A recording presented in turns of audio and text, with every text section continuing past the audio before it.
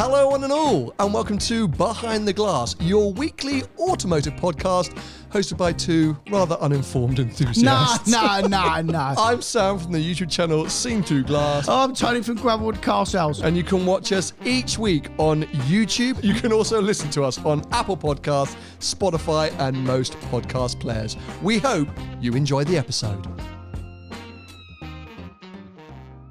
So after all of last week's excitement, my GT3's now been delayed.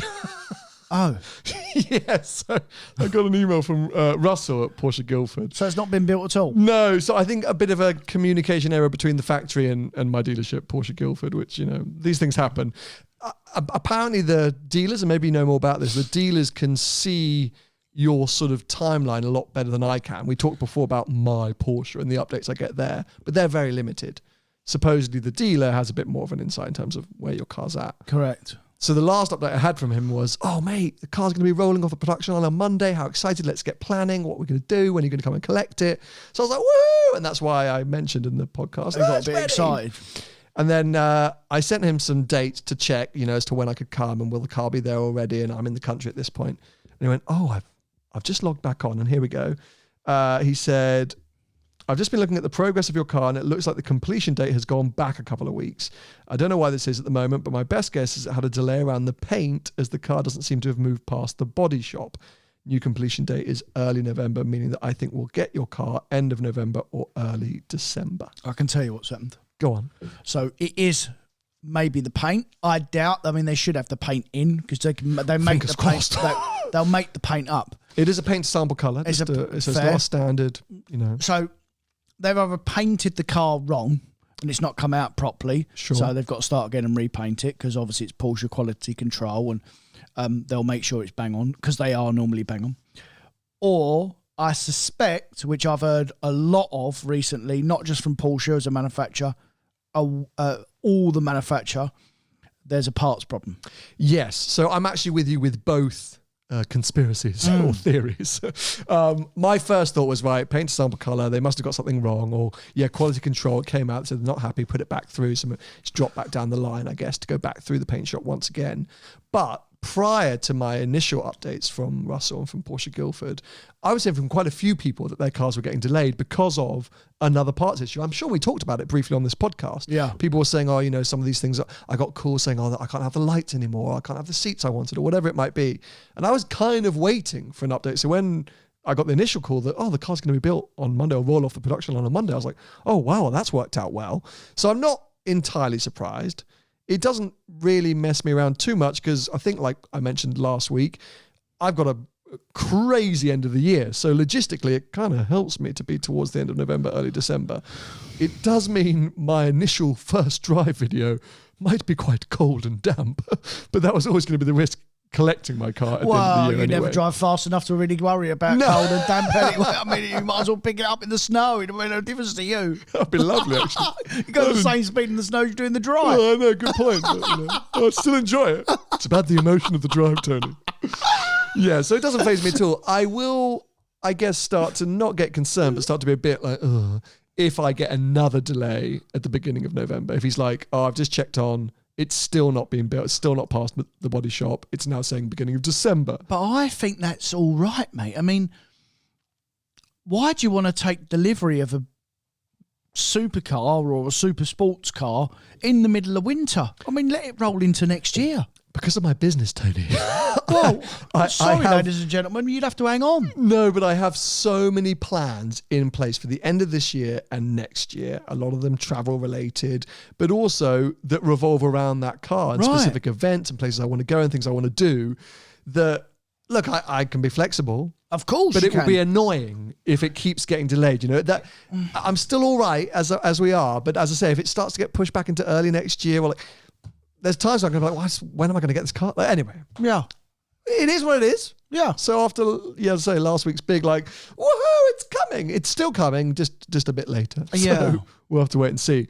But on our kind of speculation that maybe it's a parts-related issue, I can add fuel to that fire because today, as of the day of recording, the new Carrera T just got launched. Yeah, I saw this morning, yeah.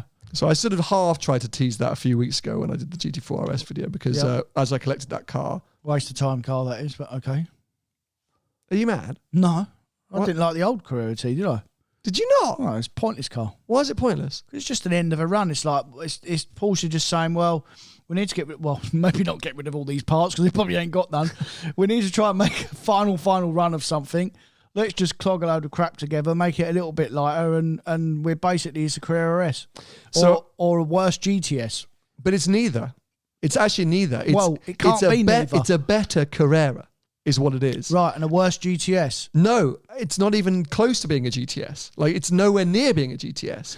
You got to think of it, right? Hold on a sec, because you can't come into this sacred hallowed space and poop on the Carrera T. It's like me saying the Pista is the worst Ferrari they've ever made. No, that's not that. It's a spare parts car. They had a 488 and they went, oh, well, we've got some parts left over from the Challenge car. Let's just bolt them onto a 488, call it a Pista and let idiots with no hair buy it. That is like the worst comparison you can ever come across because you are so peculiar in that respect because you just try and bring something and no one makes any sense and they all go in on you, mate, because they realise that you're flapping. I know I'm flapping, but the Pista is the equivalent to a GT3 RS. I know. I was just trying to wind you up, but you're not winding me up. I know it's not comparable. Can we come back to the Carrera T?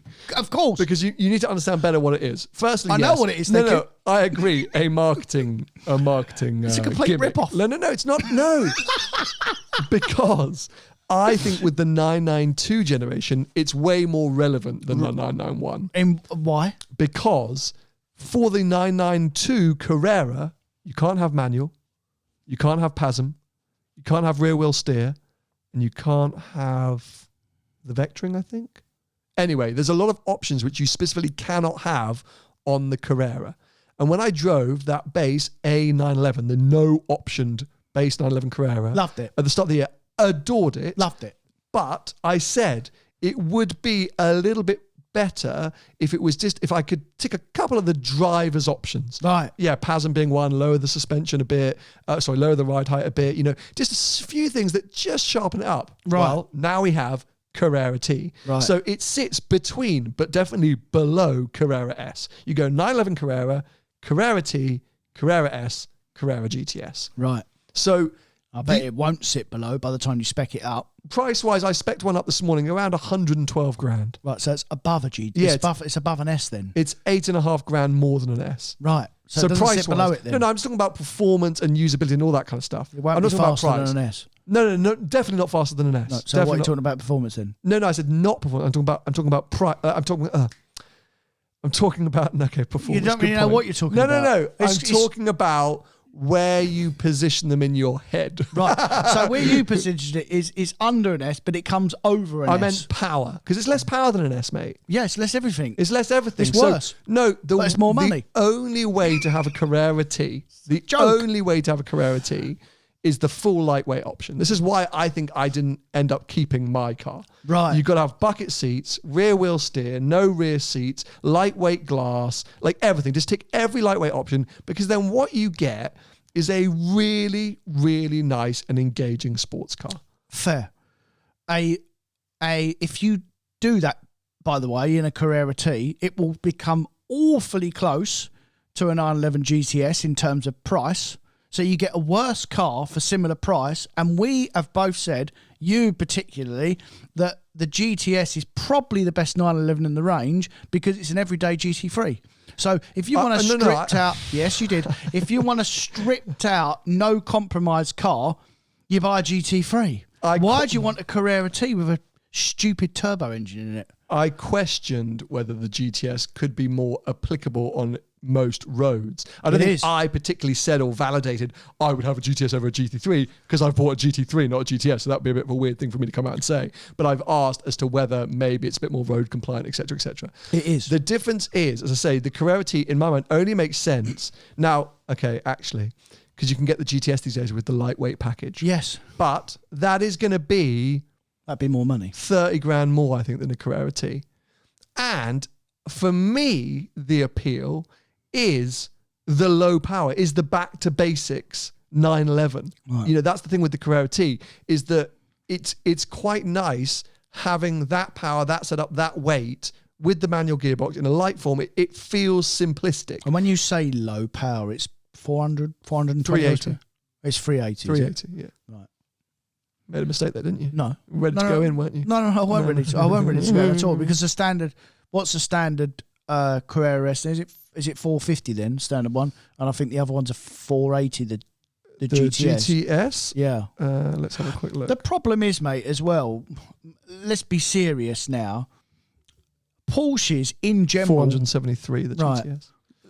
In general, compared to all the other sports cars out there or supercars, they are underpowered Porsche, but they're not just about, there's a saying Porsche power. So I don't really buy that argument. Oh, it's less horsepower, it's 380, because the GTS and the S and the Turbo S, they all put the power down all the time. So I don't really get that. It's a bit. I think the Carrera T, mate, genuinely, like I thought the previous car, is just a marketing car. It's like, who gives a toss about it? Well, I would have one in a heartbeat. Oh, if I didn't have the GT3 GT3, if I didn't have the GT3 car, right. Antagonistic prick. I'm just speaking facts. No, I don't disagree that it's a marketing move by Porsche, but isn't every model? Why didn't they just make one 911? Because they won't make any money. Well, there you go. Right, but it's not marketing though; it's a business, mate. Well, and the Carrera T is a business. They'll sell them to people like me. I would. Well, no, you bought a GT3. Of the standard non-GT products 911s, I would have the Carrera T. Right. That's all I'm saying. I wouldn't. I know you wouldn't. Anyway, let's move on because this is not a Porsche special. Oh, it's a shame. This is actually our updated kind of EV/future mobility episode because it's been a while since we've done one of these. I like EV, and that's a lie. Oh. And we haven't spoken about the subject for a while, and a lot of things have happened. Well, I think personally and industry-wise, so we've got lots to catch up on. Right. First things first, I want to kick off with the fact that I'm here today, or I've driven here today, in an electric car. I'm so sorry. I'm surprised you're here. I'm here in a Mercedes, bear with me, a Mercedes EQS 53 AMG 4MATIC Plus, maybe. Is there a plus? Is there a plus at the end? Well, I think there could be a plus. There is such a thing as a plus Merc, yeah. A 4MATIC Plus. The plus is the spec level, basically. Oh, no, so one's like EQS. Or maybe it's not an electric car, but in a 4MATIC Plus. Yeah. Something to do with the four-wheel drive. Yeah. Oh, okay, fine. Yeah. Official name is EQS 53. Anyway, so hell. what's 53 brake horsepower? Or is it just decided to throw that in? This is the first main production electric AMG. Good. There was that SLS. Do you remember that SLS electric? It's Years called ago. The E-Cell or the E-Drive or something like that. They only made like 9 of them. Very cool. It was really ahead of its time. But we've got the EQS, and I think there's an EQE AMG now as well. But this is, Merc and AMG saying, well, look, we're pushing towards the future. And now for our big executive saloon, i.e. S-Class, there's no longer an S63 AMG. We've got the EQS AMG. And so the 53 part is just a badge. Just like with the C63, it's not actually a 6.3 litre anymore. So it's just a badge to make it familiar within the Merc lineup. But it is, as I say, the souped up AMG version of their top line executive saloon electric vehicle, the EQS. How much is it? £160,000. It's more than the Taycan. Yes. So. Oh dear. It's huge, let me just say. Yeah. It's huge. I haven't seen it. It's downstairs, but I didn't see it. So, but it is probably a Taycan Turbo rival. That's probably where it's positioned. I know price-wise I agree. Well, it's Turbo S rival. Yeah, sorry, it's Turbo S rival. The power, I think you can get one which has got over 700 horsepower. I think my version's got 6 something. It won't be as 900 fast newton meters of torque, won't be all as that fast stuff. Taycan. No chance. It's massive. Yeah. In my mind, it's a bit of a weird one because it's the EQS. You have to think of it, I think, like an S63, right? Oh, okay, fine, maybe an S65, but it's an AMG S-Class. So this is not coupe or a. No, it's a huge saloon car, mate. As I say, this is an S-Class. Right. Think of it as an S-Class. It's a big executive saloon. So S-Class is gone now, is it? No, S-Class still exists, but think of it, this is the electric S-Class, EQS. Right. There's they're still making the combustion one. which is alongside the E-Class. Right. Okay, so just anything Mercedes electric is EQ. Got EQA, EQC, EQ. Yes. So you've got the EQS. So immediately you have to think of it like that. The Taycan obviously is a more sporting, I don't know, you would think of it more, well, size-wise, it's more like C63 than S Saloon. Like, what I'm trying to say is this is not an all-out sports car. This is an AMG'd executive saloon. Right. I'd put the Taycan in a E-class bracket. Okay, not so a like an C-class. We're trying to make really weird comparisons here, but a Taycan is like an E63 or an estate is what you're saying. Yeah. Fine, I totally get that. So so the EQS AMG, it's never going to be able to shrug away the fact that it's a big executive saloon car. Right. But they've done proper AMG treatment, which is kind of cool, I guess. They've reworked the batteries and the motors, and they've changed the suspension, and there's lots of elements. It's not just a marketing gimmick like the Carrera T. So they've done some proper work to it, and you get sort of different things, different settings within the menus and things like that. I spent all of yesterday using the EQS part of the car, not the AMG part. I had to drive up to Yorkshire for a meeting. Oh. So I was just cruising. There and back. There and back. So it's a 450-mile round trip, 8 and a bit hours in the car. Oh, dear. Now, the range on the car, according to the internet, is something just over 300 miles on 100%, like 340 miles, like that on their thing. And my journey, so 220 miles there, 220 miles back. When the car got dropped off, it was left with 95% charge. And I have chargers at my new house. Or, it's a development. So I was like, great, perfect. I'll just leave it overnight, and then I'll leave in the morning. Plug it in. 100%. I should be able to get there in one go. And there was a charging point at my meeting. So that's great. What I didn't realize, and this is just purely my fault, is the charging point is owned by my landlord, and I have to sign up to BP Pulse, which takes a week to activate. Right. I have to get a direct debit set up with BP Pulse. They then send out a card to me that they said, 7 to 10 days was their estimate for that process. Right. Which I then speak to the landlord or the managing agent, tell them that I want to be added to the account, which they then go back to BP Pulse and say, we'd like to add this person to the account, at which point I get activated, at which point then I can charge. The whole process, I was told by BP Pulse, would take about 12 to 14 days.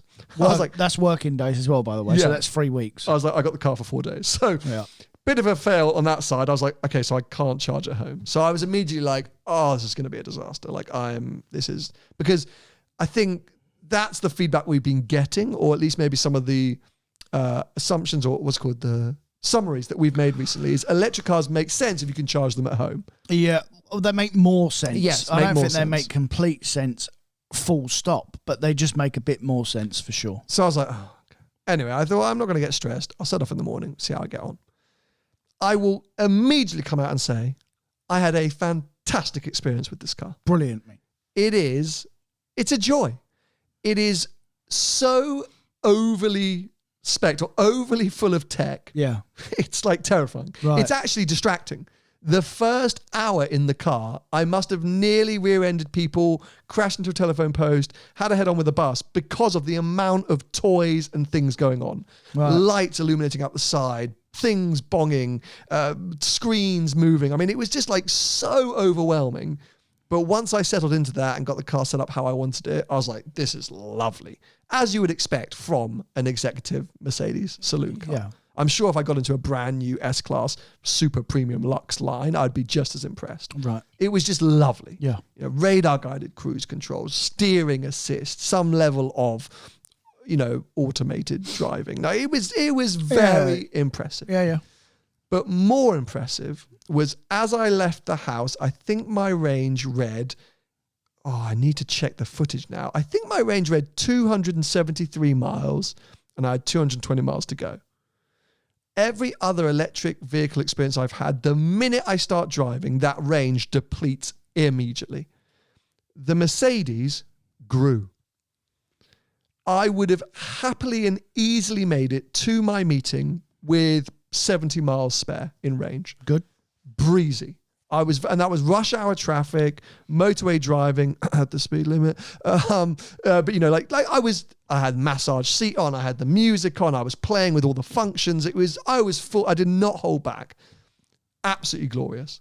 But because I was filming, I wanted to stop on the way to do a bit of a charge because I didn't know what the charge point of the meeting was going to be like. I wanted to top up, wanted to talk about it. And I also needed to do some work. So I thought I could use an hour to just do some work on my laptop, film some bit about charging. It'll be perfect. Pull into the first service station on the M1. All of the charging points had red and white tape around it, not in use. Broken. Great. Is that Tollington or a bit further I up? don't even know where it was. I mean, all done. So I was like, right, better crack on. So the next place is 20 miles down the road. So I'm driving, pull into that one. There's 2 big charging banks, and there's 2 other cars. There was an e-tron, Audi e-tron, and maybe an I-Pace or something like that already parked in the spot. So I parked up next to one of the banks, and as I got out, the guy went, oh, that one's not working. So there's only one of them working, and I'm in a queue, and he's already... I was like, oh, God. I'm not waiting here for an hour. Well, then I saw next to the big banks, there were some just generic plugins, like almost like home plugins, like real slow trickle things. And I thought, well, I actually don't need the charge. I'm just filming, so why not go and plug into those? So I filmed a little segment. Took me 2 seconds, took out my own cable. If you don't have your own cable, you couldn't have done it, but I had my own cable on the back. Plugged in, really easy, tapped a card, bish, bash, bosh. I was up and running and charging in no time at all. I was like, great. But it was only at 7 kilowatts. So I think it read like 3 hours to charge from what must have been 55% back up to 80 or 100. Yep. So I was like, fine, it doesn't matter. I'm not here for charge. Let me just do some work. As I rolled out, the guy in the Audi was still charging, the guy who was waiting behind the I-Pace. So he was having a nightmare, and he was on the fast charger. So I was there for an hour, and he was doing it. So I was like, I'm still feeling a bit apprehensive and nervous about this infrastructure, but the car, fantastic. Right. Get to the meeting, plug it in, 2-hour meeting, come out, barely any charge because it was on a 7 kilowatt. So again, I was at 55%, something like that, and had to get back down to London. So I knew I had to charge again. Off I go. I got some country roads back to the motorway. Why didn't you charge at your meeting? I did charge at the meeting, but it was a very slow charger. Right. So 2 hours, I only gained 20 or 30%. So I was still at half charge, and I needed more. My range was 170 miles. My journey was 223. So I knew I needed to charge more. Right. So yeah, went on some country lanes, switched it into sport mode. Brilliant car, sort of still huge, great, lumping, great thing, but felt fun and instant torque, and they've done AMG bits. There's a silly sound inside, and but it was nice. I was like, cool, great, like fun enough for me to blitz on. So I dumped Google Maps, electric car charging points. One shows at 5 miles away. So I go, cool, I'm just going to go with the flow here. One's 5 miles away. That's where I'll head. Drive. Turns out to be a bank of high-speed chargers. Brilliant. One free. Pull straight in, plug in, immediately 140 kilowatts. I'm like, fantastic. It says perfect. 12 minutes to 80% or 35 minutes to 100%. So I think I don't want to stop again. I want to get home. It's going either at this time my ETA was like 8:30, so I just go 100%. I sit there, I'm there for 35 minutes. I do some work, head off, drive home, bish bash bosh. Lovely day. This morning, charged up again. Took me an hour charge at a local fuel station, up to 100%, and I've just been potting around and came into here. The car's lovely. Brilliant. But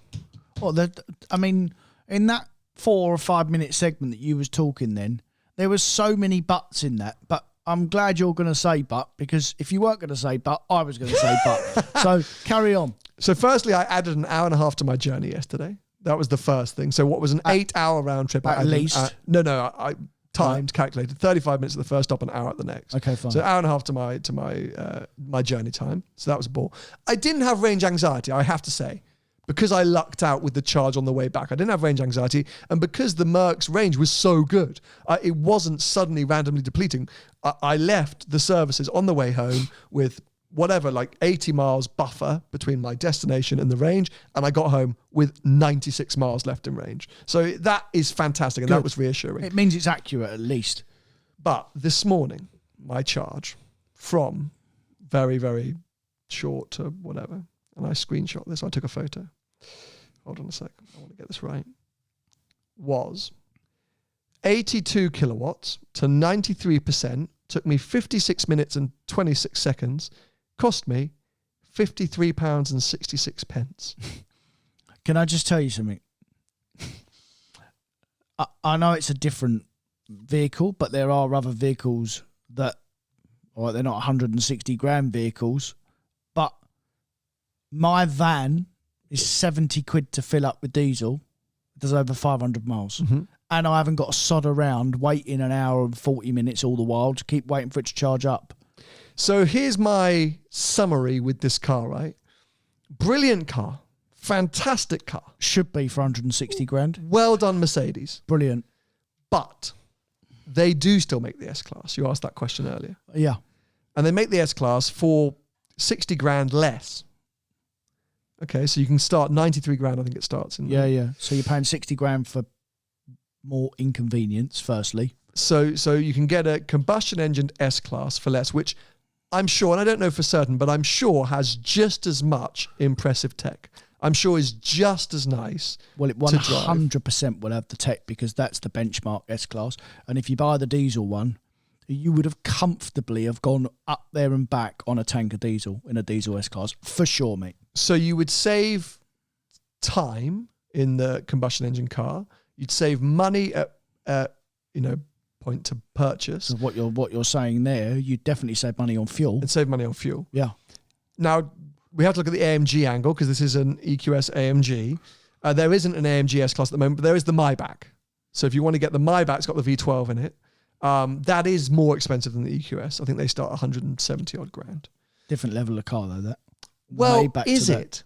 Well, Why? I would say so. Why? Well, I would say, like you just said, an S-Class isn't a Maybach. A Maybach is another level up in terms of level of car. You know, that Maybach would compete with a Rolls. The S-Class competes, that EQS competes with an S-Class, a different level of car, mate. But I do think this EQS, because of the way they've purposefully built it to be special and futuristic, is a level beyond an S-Class. You sit in this thing and it feels like you're in a flying spaceship. The screen is ginormous, stretches across the entire car. There's incredible lights. The tech is fantastic. It's too much, but it's fantastic. Super aggressive rear wheel steer, and the car is always 14 steps ahead of you. Yeah, but it should be, mate. It's over 50% more than the equivalent petrol car to buy.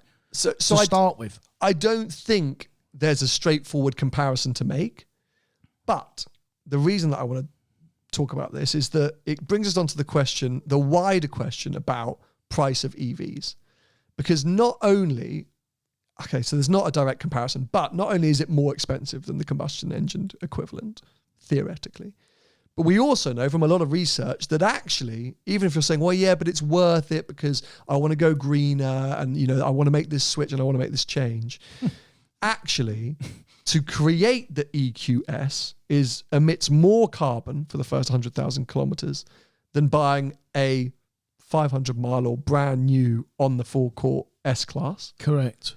And potentially, at least in the UK at the moment, to charge it is not a green solution, because I think recent stats, we've had 60-65% gas usage to create electricity in this country. Correct. So I'm in this weird conundrum where I'm like, the car is brilliant. The car is fantastic. I really like the car. So it should be. I think it's ugly as hell. Right. I think it's way too big. I can't fit in any car park spaces in London. Okay. It's way too big. There's a lot of cars though nowadays, mate, because the parking spaces in London are 80 years old and cars have changed. So, the car park spaces in London for Range Rovers are too small. Do you know what I mean? So you can't really go in it on that. But everything else you've said, one, you're absolutely right, and two, in what world are you in to want to buy one? Because we've just given you 8 or 10 reasons why not to. Well, what? Okay, so let's try and play devil's advocate. Why would you? Because the world is telling you that's the greener, cleaner thing to do. That's the agenda. At the moment here in the UK and in London, we've got protesters every day stopping traffic, blocking roads to say we've got to stop oil and we've got to, I'm sure part of the agenda is to go electric. Yeah. The world 15 years ago told us to go out and buy diesels, and we all know what happened there. Well, so this is the thing. So I'm just trying to play devil's advocate as to why would you go and buy one, because you're sort of being told you need to, but it does seem a little bit crazy because, okay, there's not an AMG S-Class equivalent and the Maybach is more expensive. So if you want a sort of performance super saloon or super luxe saloon from Merc, that's kind of your only option. But I still think a really highly spec'd combustion engine S-Class is going to be cheaper, probably offer you just as much in terms of tech and gizmos and kit. And actually, well, especially if you're buying one already here rather than ordering one from factory, as in one that's already on the ground. The thing is, mate, I get that it's dynamically good and what it does this and it's got all the tech and it's very good. But firstly, how fast do you want to go in a big executive saloon car? It's not what it's about. It's all about luxury, firstly, to which point just buy a Range Rover. Because if you want luxury, and actually, if you look at the world in the last 10 years, they don't sell anywhere near as many of them S-classes as they used to 10 years ago because the chauffeurs all used to use them. But they don't use them anymore. They all use Range Rovers now. Because if you want to waft around in something comfortable and big, that's what you have. And it's more of it's a utility vehicle other than just really good at chauffeuring someone around. So it does miles more things than an S-Class. So listen, they are still miles away, as we know. We point it out all the time. I'm glad that you've had that experience because no one can go in on you and say you're talking bollocks because you've had the experience. You're living with it now. And I'll tell you another thing, mate. Both of us, we live with electric cars for a very short period of time. Sure. Imagine doing that for 2 years, what you're doing, having to, because the miles that you do, after a month you think, flipping hell, what have I done here? Well, I mean, and to flip it on its head a bit, because this is the thing is even if you're motivated, you think you're making the right choice by going electric. And as I don't want to completely slam it entirely because it's that tough conundrum where the car is fantastic. The cars are getting better and better. Yeah. But the fundamentals, the infrastructure and the idea of electrics for that kind of car, to me, don't make sense. I'm just looking right now. Mercedes do an S580 EL Saloon, the plug-in hybrid, long wheelbase S-Class. You get 65 miles of all-electric range. Lovely. It's going to be most people's commute. Charge in approximately 20 minutes. And you get a business benefit in kind tax rate. So not a lot of reason why people, go electric, at least from a business point of view. Fully kitted out, all the kit, all the bits you want, super AMG line, premium executive, plus blah, blah. And on the road price for the top spec car is 121 grand. So you're still 25 grand less from a starting price. 160, you're 40 grand. Sorry, thank you. 40 grand less than the electric equivalent. And you're still contributing towards reducing climate change, still getting all the better. So this is the problem. And this is what frustrates me is that the cars are getting better. There's this global agenda of let's go electric, yet manufacturers are making it harder than ever to get into because the pricing is extreme and the actual infrastructure can still be incredibly difficult in this country. And it is actually not fundamentally green. And when you live in an apartment and you want to charge the flipping thing up, you can't because you've got to register and sod around for 2 weeks. Which is my own fault, and I should have set that up. Why have you got to set it up, mate? Why can't you just put a card and plug it in and there you go like you can in a petrol station? Fair. And I made the point to you that if my mum had bought a new apartment block and she saw she got an electric charger and it was in the lease and part of the agreement, wow, you got electric charging, great. Course. She goes, cool, I'm going to go buy an electric car now, and got home. She's then got 2 or 3 weeks having to drive to the local petrol station. So, and I'll tell you another thing, just quickly on that. 83% of the buying market are clueless. They don't know what car they want. All they know is that they want a car. We spoke about this before, a long time ago. 13% know. That's us. We know what we want. We know what's what. We're petrolheads. That you don't have to be a petrolhead to know what's what, but it's a tiny percentage. So the 83% are just guided by a salesman in a showroom. Well, flipping hell, half the time they don't know what they're doing. So, it's like the blind leading the blind. So it is if you go to Gravelwood, especially. It is this month. Your poor mum is being guided by someone at a dealership that's paid commission to sell a product that half of them don't really want to sell, and she don't know any of the wiser. So she gets roped into this car because the government on the news, the government are saying to her, buy an electric car because that's the right thing to do. She is just doing what she's told, which is fair enough. Well done. So thinks she's saving the planet, but she's not saving the planet at all. She's making it worse. Well, yeah, I mean, this is exactly it, and I think we have become renowned EV bashers, and I don't. I mean, it's with reason. We're not here just as like dinosaurs or refusing to accept change. Yeah. We are trying our best to investigate, to learn, to educate ourselves, and to experience what's going on. And that's why I wanted to arrange this EQS launch, because I do think the products are getting better and better and better. Of course. But the fundamentals behind it, the ideology and practicality and everything, is getting worse. Yeah. And my big thing at the moment is actually the cost of the product, because, okay, let's get rid of things like stupid big S-Class, and people will say, well, you're not supposed to do big long trips, they're great for the daily commute. Well, then why are you paying 160 grand? But secondly, let's say you wanted just a small city car in a city, which I think is great. I understand electric vehicles within the city, but still, cost-wise, in this country, nearly double the money to the it's equivalent. Nearly double the money. And there's a lot of people out there, and especially as we're going through this crazy time in the global economy and a UK cost of living crisis, etc., where people might need or want a car for less than 10 grand or less than 5 grand, heck, for a few £100. And I made the point in a recent video, which is what I now want to move on to. Take Ivan the Volvo. You could go out and probably spend 5 grand on an old Volvo in this country with 90,000 miles on the clock. Spend £1,000 if you wanted. As I did. Yeah. Put another 100,000 miles on the clock with very little maintenance required. Even if you're well skilled, maintenance you can do on the driveway yourself. Absolutely. Fuel it up with diesel and get whatever. 500 miles a tank, whatever. Yep. And do all of that, I say, fairly affordably. If you want an equivalent family vehicle, let's say that's how you're moving your family around, the cheapest in the UK is electric, 35 grand. Yeah. I genuinely know people that's what they do. They'll buy £1,000, £2,000 car.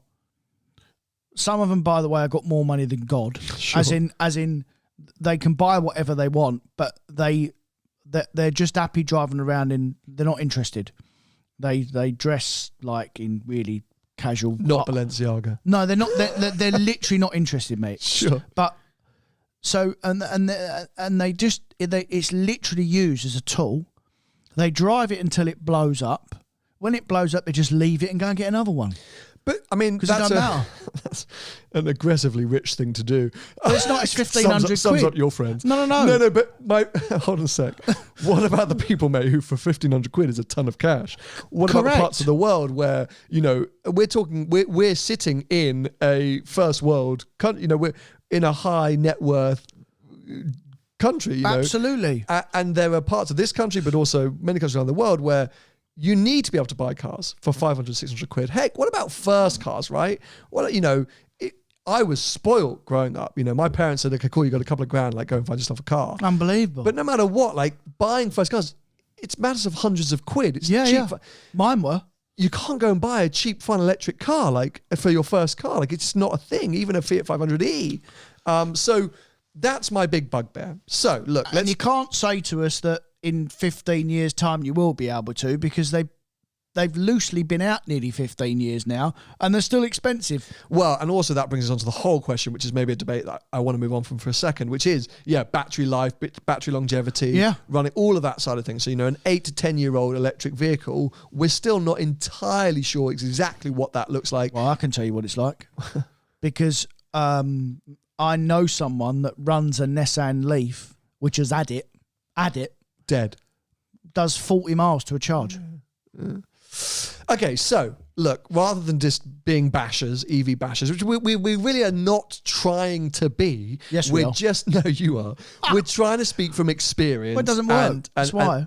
Well, yeah, exactly. What we're feeling, and there'll be plenty of people out there who like to fly the flag and will come and tell us as to why it's fantastic. But this is, what we're saying. Bravo, you as well. Well done. So let's move on to the video that I just released, and what is something that we've been talking about for a while, which I think makes way more sense, which is synthetic fuels. Oh, we're going through topics quicker than countdown today. What's going on? We're not. There? We just spoke on that for 25 minutes. Right. You didn't realise. Was it 25 minutes? It was 25 minutes. Well, you spoke. I just agreed. Yeah.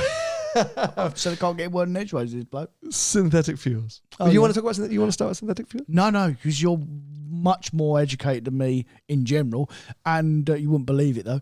And you are well received in synthetic fuel? So you go first and I shall input. Please, I would like lots of your input. So yes, hopefully you might have seen on the main channel now a video that's gone live that I filmed with P1 Performance Fuels, who are a synthetic fuel company, and we filled up the 360 with synthetic fuels. And it got home. And it got home. Brilliant, mate. But like genuinely have not noticed a difference from the day that I put the fuel in until to like car app. Sort of almost depressingly exactly normal. Like nothing was different. I was kind of waiting and I wanted something to happen. For a misfire. Or just for something. Or like, to feel quicker or just like, anyway, but nothing happened. Right. So yeah, just to touch on synthetic fuels for a second, there's a load of different companies doing synthetic fuels. There's lots of different ways to create synthetic fuels. P1, for example, they have a combination of biomass fuels and e-fuels. So some are created via electrolysis with hydrogen and things like that. And the other is from food waste or crop waste and things like that. Bio waste, essentially. Fair. And for people that don't know, synthetic fuel is not carbon zero. It's neutral, right? Yes, carbon neutral. Right. Yeah, so it recycles carbon in the atmosphere. Correct. So it doesn't emit any more, basically. Yeah, it's fossil-free fuel. Right. So the product Some people won't know. is exactly the same as what you get at the pump today. It's just not created using fossil fuels, but the output is the same. So it's E5 or he gave a funny code for EU regulated. We should have got him whatever. in here, mate. No, he's coming on. He's coming on. He is, he's right. coming on. Yeah. Good. So yeah, exactly where you get the pump, but yeah, created using non-fossil fuels. And that's exactly it. It recycles the carbon. So let's pretend in a world where there's 1.6 billion combustion engine vehicles currently around the world. I haven't counted them all, but I think I'm quoting a stat that Benjamin from P1 gave me. has he counted them? I hope so. If we swap them all today, we would stop carbon emissions from combustion engine vehicles. Right. We wouldn't reduce, but we would stop. It's just recycling the carbon once again. Right. Now, I did ask the question about, well, surely it depends on what vehicle, because my 360 will emit more carbon into the atmosphere than a 1 litre Volkswagen Polo. He did have an answer, which I now can't remember. Let me see if I can bring it up. Because I suddenly thought, well, how can you always ensure that you are neutral? So he said, of course, the more fuel you burn, the more CO2, but you never pollute more CO2 than you first captured and stored in the fuel. So it's always neutral due to the fact that Now, I think I want to dive in a bit more on that, because for sure, the older the car, the more CO2 you're emitting. And so his claim is that we are. But that's the engine, not the fuel, mate. Yes, good point. So if the formula in the fuel is the same, it won't matter what it's going into. Yeah, that was the point that he's trying to make, that you're capturing so much carbon to put into the fuel. Correct. That the emissions are always less than what goes in. What comes out is always less than what goes in. But anyway, worth examining. But yeah, super fascinating. And the sort of fundamental part of it is, as I say, we can't expect everyone in the world to suddenly switch to EV. Like we've just been saying, cost is an issue. Logistics are an issue. Charging is an issue. Access is an issue. All these different reasons. Well, it's not possible in parts of this country alone. And we're a wealthy country, let alone parts of the world that are nowhere near as wealthy as us. It's just not possible, mate. It's as simple as that. So to sit as government or anywhere and say, you all have to go electric. If you want a car, you have to go electric. We're going to ban combustion engine vehicles. You've got to go electric. It's the only answer. When not only is cost an issue, but we now know that for the first 100,000 kilometers, that electric vehicle actually emits more or produces more carbon because of the manufacturing process than a combustion engine car. So why isn't there a huge shift or focus on synthetic fuels, which not only could make all combustion engine cars on the road carbon neutral today, but could make planes and ships, cargo ships, boats, like any combustion engine vehicle that is emitting carbon, like adding carbon to the atmosphere, that could stop. Yeah. And by the way, we still got the infrastructure there, because that fuel could just go in the fuel tanks that we've already got. So, literally, petrol stations just exist as they are now. Just swap them out. Yeah. And P1 are partnering up. They're already doing WRC. So this year, WRC has exclusively used them. So are they? Yeah, carbon neutral Mile Valley Cross. And I think also sorry, World Rally Cars, and I think also World Rally Cross. They're doing a few different motorsport pieces because obviously that's a good R&D test bed. But I was just sitting there and we did this video and I was just like, why isn't this what everyone's talking about? Like, why aren't governments or global campaigners, climate change campaigners trying to push this narrative? Money, probably. I'm sure money, but it's not cheap at the moment. There's €6 a litre currently for synthetic fuel, and that will reduce as they scale up.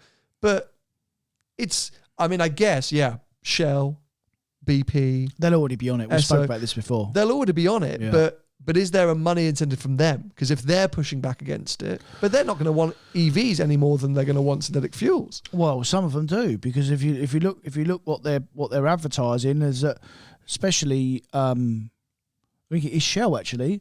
They're really, really going heavily towards the Shell recharge network. Yeah, they're really and then all of a sudden, not just Shell, but maybe it becomes a little bit embarrassing, not just for the companies, but for the governments, and say next year, actually, we said go and buy all them electric cars. Don't do that anymore because now we've found a fuel. We spent all these billions and billions of pounds in infrastructure. Don't do that anymore. Stay as you are. Stay in petrol combustion cars because we've developed a fuel that's going to save us all. I think that as a conspiracy, that is part of it, mate, because there'll be someone at the top is a bit red-faced now. Yeah. But if you want to stop it now, today, and not emit any more, that's the way forward, as we've said for a period of time now. And this is the thing, and there's multiple options, right? Like, I'm not saying that that's the only solution. I think electric vehicles have their place in some situations. Absolutely. Definitely, in major cities and things like that. It does. And hydrogen, we've touched on hydrogen before, hydrogen combustion, hydrogen fuel cells, and there'll be other genius ideas. But just purely of the fact that we are in a situation where there are already on the road billions or hundreds of millions combustion engine cars that literally could neutralize their emissions today. Yeah. And instead, we're following this narrative or promoting this narrative of actually let's create more carbon, let's add more carbon to the atmosphere by pushing you all to go electric. And I'll tell you another thing, because of the amount of combustion cars, because they've been around for so long, a lot of people just think in 2035 or 2040, whenever this finally comes round, they just think that these combustion cars are going to disappear and they're all just going to be replaced by electric cars.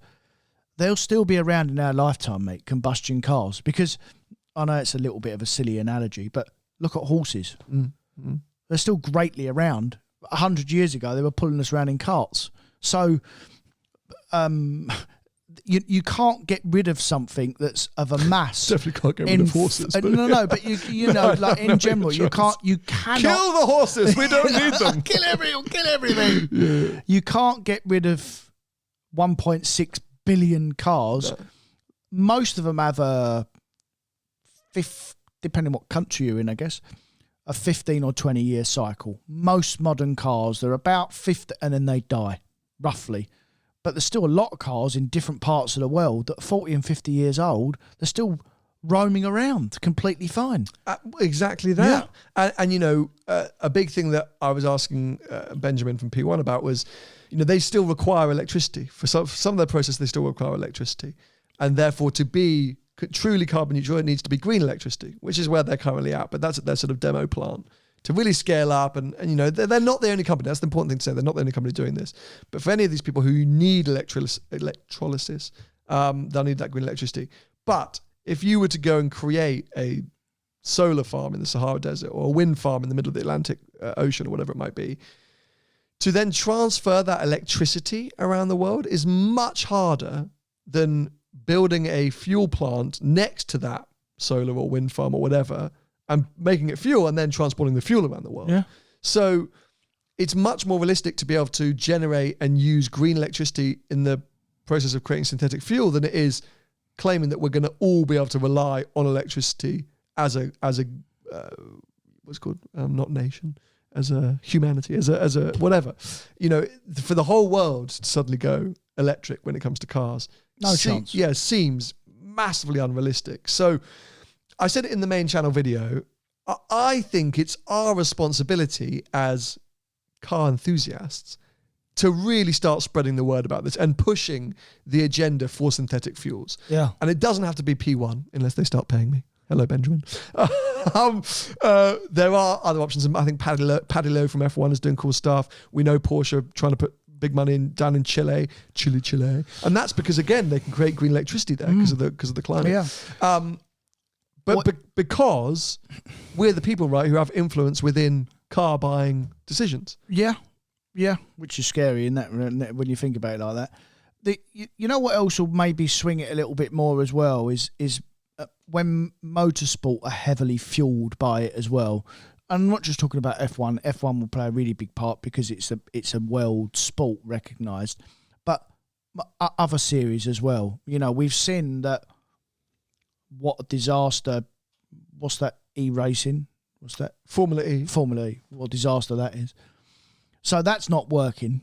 So what will work is this. You know, all these other championships around the world, they all start using the same fuel, and then it will filter down. Not just F1, but F1 will play the biggest part. Of course, it's the biggest motorsport, but they all need to do it, basically. Yeah, I think it's just in general, but even that's an enthusiast community, right? You know, people who watch F1 are into their cars, you know, and because I said it in the video, how many times do you have friends, partners, family members that call you up saying, I'm thinking about buying a car, should I get this or should I get that? And asking for your advice. Oh, mate, you can't believe over the last couple of years, the people that have spoke to, these people know nothing about cars.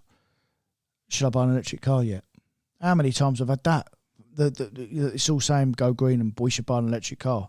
And I always say to everyone I speak to, buy an electric car when you have to. When there is literally no other form of transport, that's when you buy an electric car.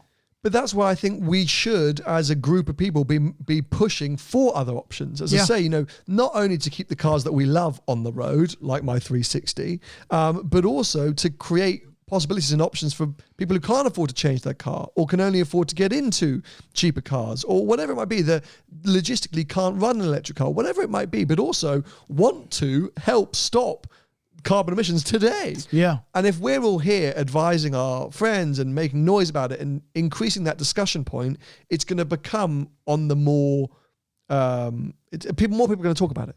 And the more the people that talk about it, the more attention that's going to come towards it. We need to get on BBC News, mate. Can we get on there? Can you imagine you on BBC News? Oh my God. They'd have to edit you out. Go in on Fiona That would be Bruce. awful. We'd literally... we'd be sued immediately. This podcast would be... What would we get cancelled? We'd get cancelled immediately. Those eco-protesters would come, they'd set fire to the studio. But yeah, look, you know, it's been a bit of a ranty episode, especially from my side. I'm sorry, Tony, because I have monologued at you for the last 40 minutes, and I apologise for that. But I've had these two really stark, contrasting experiences in the last 2 weeks. From a great electric product that's overpriced and not particularly green to synthetic fuel that could save my 360 for the next 40 years. Yeah. And I had to kind of just spiel. But I mean, I'm not exactly preaching. I'm preaching to the converted because I didn't have to convince you really much of this. No, but not at all. Not at all. But what do you realistically think is going to happen? You know, we're at this weird crux point where we're hearing more and more manufacturers might be going back on their kind of commitment to electric. Some countries are also trying to go back on it. Well, that's definitely happened. I mean, there's manufacturers that sign the 2030 or the 2035 commitment. They've got they're not doing it. Backpedaling. They're backpedaling, and there's countries as well. Same thing, the 2035 commitment. And how many times have we said it on here, mate, that it would be doubtful that we'll get to 2035 and there'll be no combustion engines because it's been around. Electric cars have been around now for 10 years, more than that. But, you know, they've really, over the last 10 years, they've really accelerated it. Judging by your experience over the last few days and what you're having now, we're no further forward. Well, in terms of infrastructure and green credentials. Yeah. The products are getting better and better and better. Of course, they should be. But the problem is you're trying to replace a product that's perfect. That's taken 100 years to get it like that, by the way. So the combustion engine. Yes. It's a perfect product and there's a perfect solution to filling it up and keeping it running.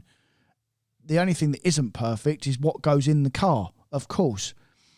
But there's lots of other aspects that we know that a lot of people won't know of the emissions and what emits CO2 building an electric car. We know. You've just said. And people don't often understand that. They just think, oh, great, we're buying an electric car. They don't get that bit in the middle where the first 100,000 kilometres you're emitting more. More. So actually, the first bloke that goes out and buys an electric car that really thinks he's saving the world, he's making it worse. And I'd be interested to see what that stat is if the combustion engine car was fueled with carbon neutral fuel from day one. Yeah. Of how long it would take. Because an electric vehicle is carbon zero, obviously, once it's on the road. So, but a carbon neutral car from day one.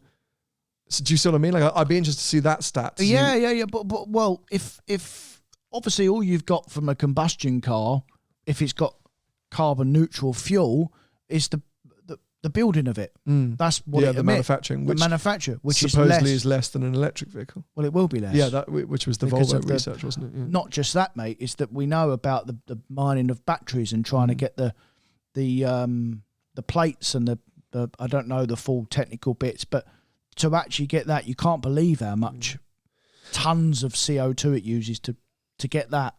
So do we think hybrid is a good bridge if we can get to a point where we have a carbon neutral fuel fueling the combustion engine and then a hybrid component today now. Just in general I mean, maybe that's because I see where electricity can help and can aid and can be part of it, and especially sitting in a traffic jam and stuff like that, I get it, but full electric, I still just can't see the scale up. I can't see the scalability of full electric. That's my problem. I agree. And we haven't even touched on the emotion part. So we're talking about everyday stuff. We haven't even touched on Porsche, Lamborghini, Ferraris, McLarens, Aston Martins. AMG, proper AMGs. Yeah, well, that's what I mean. But, yeah. This is an AMG product, but it's not an It's not a V8. Yeah. That's what I'm saying. So predominantly, most of the people that buy them cars, they buy it for the emotion and the heart of the car, which is the engine. So, there's a big rethink got to go on there. So hybrid today, right now, I think is a happy medium for now. Okay.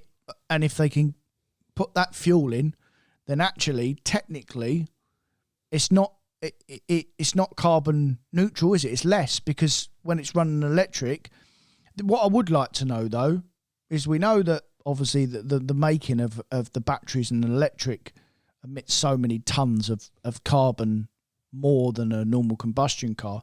I'd like to know the hybrid statistic on that, and how much does that emit? Because technically you'd think it would be less, but how much less? Sure. Do you know what I mean? Yeah. So then you'd have a better comparison. Absolutely.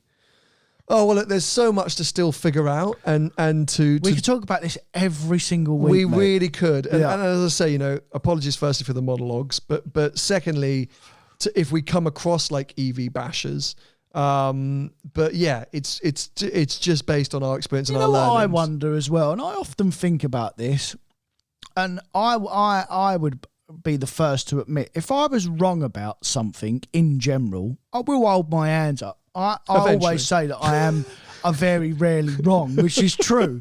But if I am wrong, if you're proven wrong, then I will hold my hands up and say, right, fair enough, I've made a mistake or I'm wrong.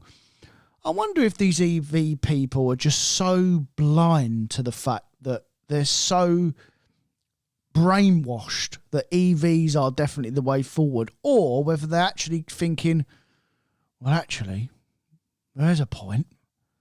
It might not be quite as good as they said. Because if you're going on the government, by the way, you can't trust them as far as you can throw them. We're finding that out in this country very quickly. Yeah, well, in the world, mate, because how many times have they got things wrong in general? They're just people. They're just people. Everyone can make mistakes, for sure. So, I wonder how many people that were originally converted to EV and they were real pro-EV and, this is going to save the world, knowing what they know now, knowing what we know, I wonder if they've converted themselves back or whether they're still blind to the fact that, no, this is definitely the way forward. This is going to save the world. Well, that's the thing. I think I would love to know. Yeah, please put in the comments below and feel free to tweet us, #BehindTheGlass, or drop us a DM of where your head's at, especially that, because I don't think the issue now is with electric cars. I really don't. Okay, fine. Yes, you're right. There's an emotional element as a purist or a driving enthusiast that's very hard to replace. But not for 83% of the people that buy cars. Yeah, no one cares about that. Exactly. So just Correct. put that to a side. I'm just talking about, the products are getting better and better, and I'm sure you're very happy. If you've got an EV that you can charge at home and you only do 100 miles a day, like, I'm sure you're very happy, because whilst that car, I think the AMG EQS is ugly and too big, I've loved spending time with it. I very rarely spend as much time as I do in a loan car unless I really enjoy it. And I'm driving that all the time. So I definitely like the car. But are you aware, or have you thought about infrastructure? Has it got better or worse? Are you finding there are more charging points but they're busier, or that the reliability is better?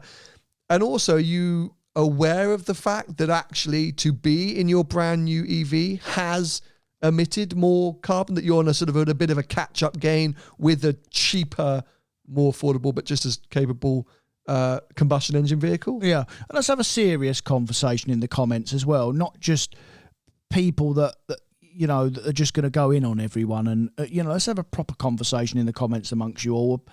Calculated conversation about, yeah, you're right, no, this is not right, and back it up. You know what I mean? Yeah. Don't just say we're keen to learn. We're keen to. I mean, I don't need to learn anything. Really. Yes, you do. You need to learn. But what I'm saying is that I am genuinely interested to know your calculated faults. Don't just say to us, yeah, you're wrong, you're clueless, you don't know what you're talking about. We know that already. Tell us why. Tell us why. Yeah, why we're clueless. We know we're clueless. But yeah. But we really explain want to it know to why. everyone else. Yeah. Anyway, well, look, it's an episode that I've been wanting to do for a while, and I hope you've found it interesting. Maybe you all switched off 20 minutes ago, so you won't even know. But let us know. Drop us a message, leave a comment, etc., etc. And make sure you subscribe, because we'll be back next week, and maybe we'll touch on some of the comments that we see. If there's some interesting points that are made, we'll pick up on those. So yeah, make sure to do that. If you want to follow Tony, he's at Tony Gravelwood Car Sales on most social media platforms. If you're an EV evangelist, you can go and send him some abuse there. If you want to come and cancel me, I'm at Seen Through Glass.